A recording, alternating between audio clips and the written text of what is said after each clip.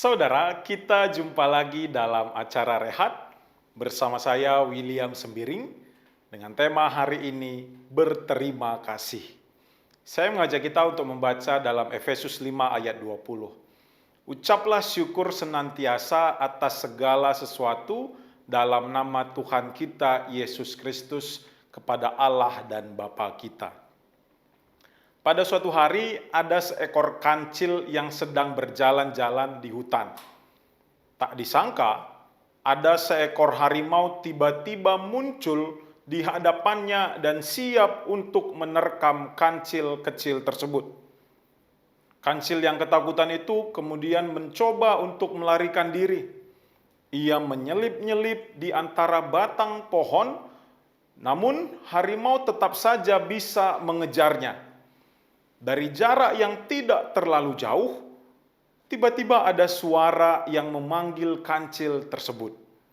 "Hei kancil, kemarilah, bersembunyilah di balik daun-daunku yang rimbun ini," teriak sebuah batang pohon hijau. Dengan sigap kancil langsung berlari masuk ke dalam rindangnya daun-daun tumbuhan hijau tersebut. Ia kemudian menahan nafas ketika harimau sudah mulai mendekat ke arah mereka. Ia takut apabila persembunyiannya di antara daun-daun tumbuhan hijau itu tetap bisa terlihat oleh harimau. Untung bagi kancil, sang harimau tidak bisa melihat mereka karena begitu rimbun daun-daun pohon tadi. "Hei kancil, harimau itu sudah pergi. Kau bisa keluar dan pergi juga." Kancil kemudian keluar dari antara daun-daun dan batang dari tumbuhan pohon itu. Ia memperhatikan keadaan sekitar, kalau-kalau di sana sudah aman. Setelah keluar, ternyata kancil melakukan hal yang tidak terduga sama sekali. Ia merasa lapar, dan pada saat itu karena ia sudah dikejar berlarian karena harimau, ia kemudian memakan daun-daun dari tumbuhan hijau tersebut. Apa yang kau lakukan, kancil? Aku sudah menolongmu. Kenapa engkau memakan daun-daunku sampai habis seperti ini?" kata tumbuhan hijau tadi sambil mulai menangis. "Sudahlah, aku merasa lapar saat ini," balas kancil seakan-akan tidak peduli akan tumbuhan tersebut.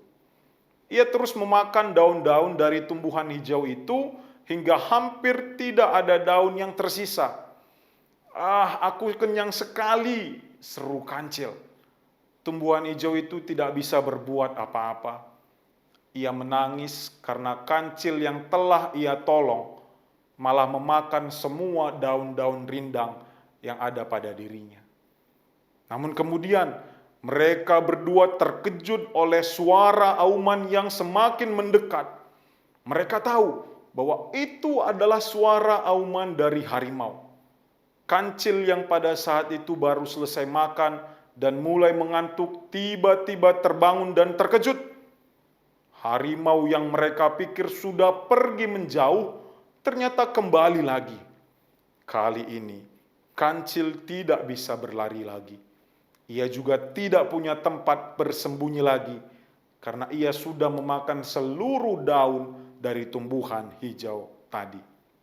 Dengan sekali hentakan, harimau tersebut pun mendapatkan kancil dan menerkam kancil tersebut. Saudara yang dikasihi oleh Tuhan, dongeng anak-anak tentang kancil dan tumbuhan hijau tadi mungkin seringkali juga terjadi dalam kehidupan kita manusia. Atau mungkin kita juga pernah mengalami hal seperti kancil atau tumbuhan hijau tadi. Seringkali juga mungkin tanpa kita sadari, perbuatan kita telah merugikan diri kita sendiri dan orang lain. Kita lupa untuk berterima kasih atas jasa dan pertolongan yang telah dilakukan oleh orang lain. Setelah orang lain menolong kita dengan usaha mereka, kita pergi begitu saja. Bukan malah berterima kasih, kita menganggap semua yang telah terjadi hanya berasal dari kekuatan dan kehebatan kita. Atau lebih buruknya lagi, kita justru membuat masalah dengan orang yang telah menolong kita. Saudara yang terkasih, hari ini kita diingatkan supaya kita memiliki sikap yang mudah untuk mengucapkan penghargaan dan terima kasih kepada orang lain.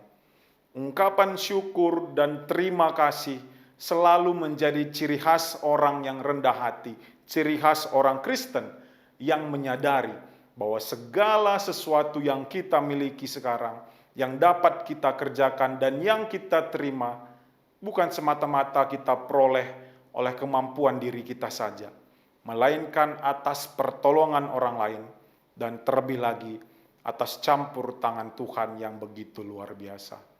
Kiranya renungan kita hari ini dapat menguatkan kita, dan Tuhan senantiasa selalu memberkati kita.